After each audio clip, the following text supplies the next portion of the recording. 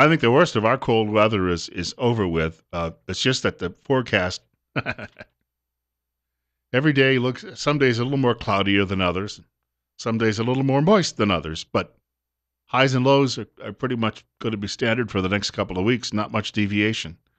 I got a message from a friend of mine last night, and he's on the Delmarva Peninsula, which is a contraction for the eastern shore of the Chesapeake Bay.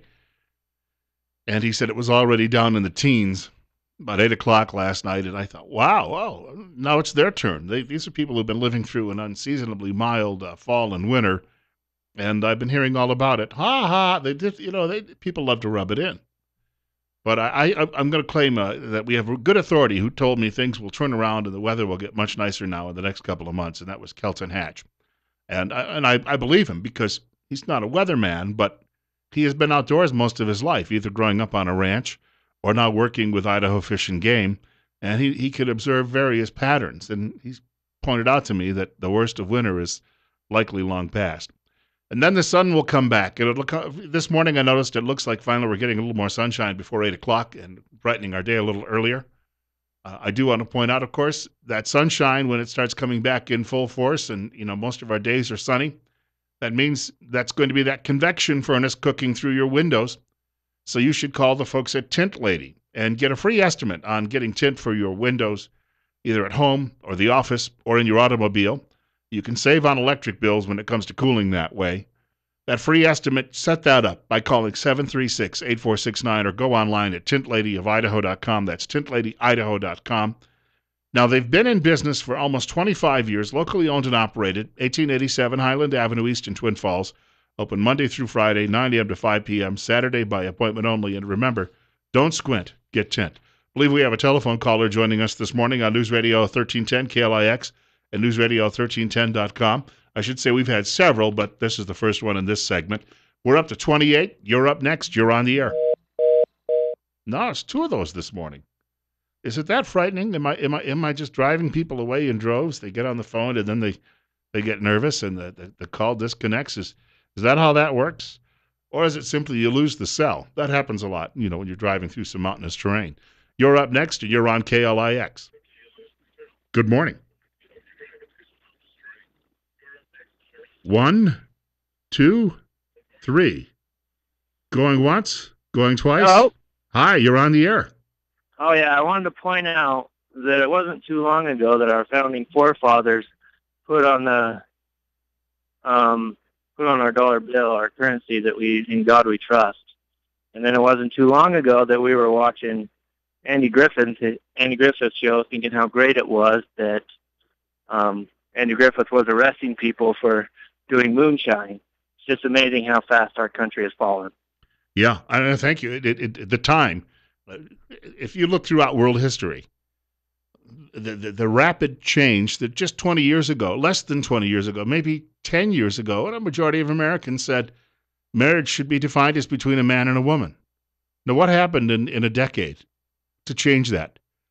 How because mass media, especially, because of its power, it knocks down these barriers unlike anything we've ever seen before.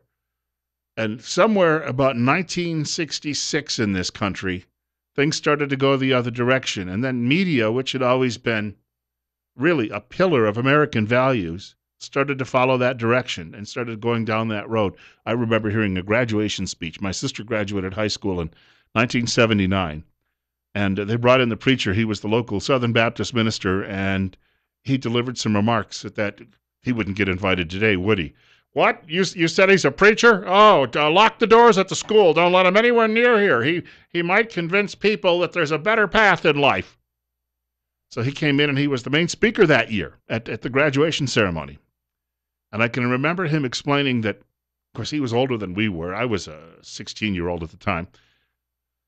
But he was explaining that in the 1950s, the decay really started, and he explained whether Elvis Presley intended it or not, he opened up a Pandora's box.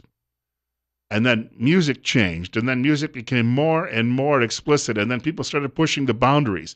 And with that, movies changed. If you look at all of those early movies in the 1960s with Doris Day, think about that. Then all of a sudden they vanished. And then you had people running around by the late 60s without any clothes on in movies. Some of them related to Henry Fonda. And they were bad-mouthing their country and taking sides with our enemies. And movies changed. Television changed. And you couldn't say pregnant on television in the 1960s. And I remember the breakthrough when on My Three Sons, one of the characters was expecting triplets, and they started saying the word pregnant. Censors for a long time wouldn't even allow that word. And it just accelerated. And then within 10 years, you had Three's Company, which was all just, veiled sex and no consequences and the like. And here we are today. And this has all happened in the consequence of, it's all happened in the course of a lifetime for many of us. And I can remember growing up watching those Andy Griffith shows and growing up in a small town and feeling very much like it was Mayberry. And then I remember in the late 1960s and the early 1970s, the word dope getting used. And my dad and his friends were referring to motorcycle gangs that would come through the area. And these people would they would be either dealing in dope or they would be using dope. I didn't know what dope was. I just had some vision that whatever it wasn't very good. By the time I got to high school, I mean, marijuana was rife through certain elements of my classmates and the gangs that they hung around with and associated with. And it went from just being a bunch of guys, good old boys, sitting around on a back road drinking a six-pack, to all of these other things that just tremendously, tore apart, the fabric of that community. And it didn't get any better. Plus, the economy was skidding downhill as well. The factories were closing and going overseas. We've got to put a stop to this. I hear all of these people complaining about this political campaign this year. This is no surprise. People have reached the boiling point. And they've been hearing all of this for so long. They don't want it anymore. They want a return. Maybe they can't express it. And maybe they don't want to live, They're willing to let you, and I put it this way in that post I wrote last night about drugs. And I said, a guy who goes out on a hillside, on his private property, and grows his own marijuana, and if he smokes it on his own or maybe with a few friends, and they don't get behind the wheel of a car and drive around and threaten anyone else, I'm not really worried about him. I am worried, though, about a lot of the other ills we have when it comes to some of these things and the people who are hurt in the long run. And most people are willing to say, all right, if you don't bother me, I won't bother you. But the thing is that all of these people are bothering us greatly through their behavior, or trying to tell us that we need to give up on our faith, or that we need to give up on the values that we've carried in this country for over 200 years, which have been passed down really for the last couple of thousand years in the Western world. 8:51, Bill Colley with you on Top Story on News Radio 1310 KLIX and newsradio1310.com. Donald Trump spoke yesterday at Liberty University. And his opponents are tearing into him because he said 2 Corinthians instead of 2 Corinthians. Here's the thing about religious faith. Is it more about being able to recite the lingo correctly, or is it more about understanding what you've actually just read in the Bible? I think it's the latter, isn't it? Because I know people who can quote chapter and verse, and they're very proud of that, but it doesn't necessarily mean that they're following it. And Trump, this is what I find interesting. A friend of mine told me, I did not know this. I knew he was a Presbyterian. His mother was from Scotland, as we learned the other night in the debate, which for many, many years, Presbyterianism was the church of, really the national church. If you had Scottish nationalism, it was the National Church of Scotland. The Presbyterianism of his mother was probably a lot more conservative than the church is today. I assume he's Presbyterian USA. I did not know this, though, that he does go to church, if not every week, on a regular basis. He also goes home every night to sleep in his own bed. That's why the jet constantly is flying him around the country from one place to the next. So he's a homebody. He doesn't drink. He doesn't smoke. He goes to church apparently if not every week, on a regular basis. But because he said 2 Corinthians instead of 2 Corinthians, he was mocked by a great many people in media yesterday saying, well, he's just a phony. He's just trying to. But here's the thing. He said he would defend Christians against threats to religious liberty. That's okay with me. I don't need a preacher in chief I'm looking for a president, not a pastor. And if he says he will look out for us, then I'm good with that. Then I think that's a wonderful thing. There's a guy by the name of Rob Port. Rob Port is an atheist, or maybe an agnostic. He's not quite sure. Rob Port is the publisher of the most popular right-wing blog in the state of North Dakota, and it's considered one of the top 100 political blogs in all of America. It's called Say Anything Blog. SayAnythingBlog.com is the website. Rob admits he doesn't believe. He admits he doesn't go to church. He admits that he finds a lot of religion to be just beyond him. He just can't comprehend a lot of these things which he believes just could not have actually happened. On the other hand, if you go read his blog, he is one of the biggest defenders of religious liberty that you're going to find in America. See, to me, that's what counts.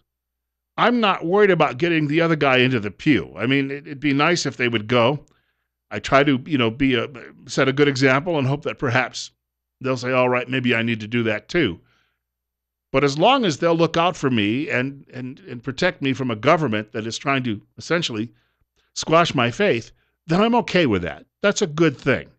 And unfortunately, we don't have a lot of people in politics who come right out and just fully say that. I will stand up for you, because they know if they say that, they're going to get into a lot of trouble with the establishment media, which is working hand in glove with the elites in this country to silence all of us. It's 8:55. Bill Colley with you on Top Story on News Radio 1310, KLIX, and newsradio1310.com. And for all the Republicans out there who say this guy couldn't win, this is Hillary Clinton speaking yesterday at a place called Toledo, Iowa. Take a listen to the former First Lady and Secretary of State. Tell me, do you get excited about listening to this woman? We can make progress and we can move forward. That's how I think about what the next president has to do. Okay, we got to get the middle class growing again. We got to get more good jobs. We got to get incomes rising. I will not rest until I make those hopes into realities. This one in particular will draw a very clear distinction between those who wish to turn the clock back, undo the progress that we have made, go back to failed policies, particularly when it comes to the economy, and what I see as the vision and potential of our country moving forward. Going back to failed policies, as if somehow over the last 7 years they've had the magic elixir. Richard W. Ron, writing today at the Washington Times, says, folks, 2016 is going to bring a big recession. The signs are all there, and if you don't believe it, so she's here blowing smoke. But the other part of that is, do you get excited by listening to that? No. It's like watching paint dry or, the grass grow. There's nothing about that gets me, and I would think that even many people in her own party are sitting back and saying, well, that old goofy socialist, I don't know, but he's at least got a little more energy at 75 years old than she does. It's 8:57. Bill Colley with you this morning on Top Story on News Radio 1310, KLIX, and newsradio1310.com. Want to remind you, coming in tomorrow morning, Russell Singleton will be here. He'll be joining us between 8:30 and 9 o'clock from Tripp Family Medicine right here in Twin Falls. Russell, of course, alternates with Dr. Tripp and some of the other medical professionals from the office. If you're looking for someone to actually, and you may be new to town and you need a doctor, they are taking new patients at Tripp Family Medicine. It's located on Fillmore Street, directly across from the main post office in Twin Falls. And we give you an opportunity to actually telephone if you've got a medical issue. This is an opportunity to get an answer. It doesn't cost you a dime, well, unless you're using one of those old-fangled payphones. Do they still exist? They were $0.25 anyway the last time I looked. But if you have a question or comment and you've got someone online that you can talk to on the telephone, it might just point you in the right direction and perhaps save you a great deal of grief going down the road. That's tomorrow morning. Better Health with Tripp Family Medicine between 8:30 and 9 o'clock right here on News Radio 1310, KLIX, and newsradio1310.com. Coming up in the next hour, Prosecutor Grant Lobes will be joining us. First, though, we'll have Fox News at 9 o'clock.